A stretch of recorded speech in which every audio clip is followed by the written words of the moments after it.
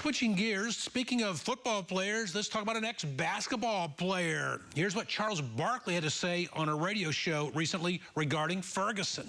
There's a faction of black people, I grew up with these guys. When you try to do well in school, they tell you you're acting white. When you speak intelligent, they're telling you you're acting white.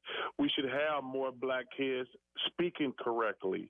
We should have more black kids going to college, getting great jobs. That's one of the reasons I made the role model commercials. We tell blacks unless they can be entertainers or jocks, they're not successful. We can be doctors, lawyers, engineers, teachers, fire and policemen. But there's a perception among some black people, and I got more support now than I got negativity. I know some of the, that's like them jackasses who are looting. Those aren't real black people. Those are scumbags. All right, joining this time from Washington, D.C. is Wayne Dupree. He's a radio talk show host and founder of War Media. Wayne, how you doing? Disagree or agree with what you heard from Charles Barkley there? I agree. 100% I agree. He should have called him Marmalukes, though. But, I mean... Wayne, let me say this. What's interesting about those comments, he said that the looters were jackasses. He said they weren't real black folks. I've seen a narrative over the Thanksgiving weekend which came out from someone on the left that said, wait a minute now, wait a minute. We saw people riot when Joe Paterno was fired. We saw people riot when the Giants won the World Series. Why are they criticizing us now? I came on this show yesterday and said, you're comparing yourself to the lowest common denominator in society. Those people who rioted in Penn State and in Morgantown, West Virginia, and after sporting events, everyone knows they're idiots. Everyone knows they're morons. Why compare yourself to the lowest common denominator? And now we hear Barkley calling these people just that, and he's right. Yeah, I mean, they don't want... I mean, it's almost like the crab in the barrel syndrome. They don't want us to succeed. They don't want us to leave the plantation. They don't want us to have our own mind where we can make our own decisions and try to be successful on our own. So you have this crab in the barrel mentality that's in Ferguson, that everybody has to be on the same plane. And with what's happening in Ferguson, like Charles Barkley said, that mentality. Now, again, I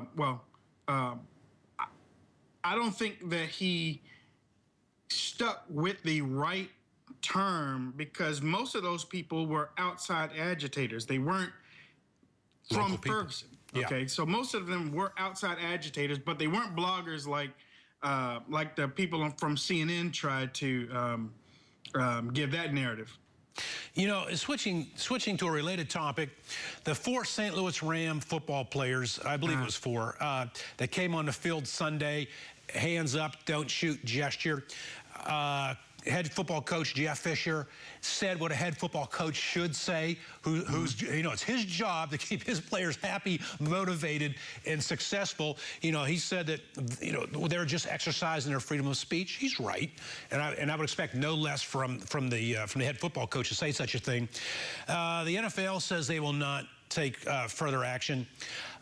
I have no problem with that, Wayne, but I do believe the unspoken thing going on behind the scenes here, I do not expect any players to do that again because the NFL cannot afford to bring politics to the stadium, which will then polarize their paying customers and affect sponsorship. It's not needed at a sports venue. Well, I might have to disagree with you there because those were jackasses. I mean, they took to the field and basically supported or went against the police of St. Louis for doing the job. That's a good point. According to the grand jury, who went over close to 70 witnesses, and some of them changed their story and said that they never saw anything, that they got their facts from TV.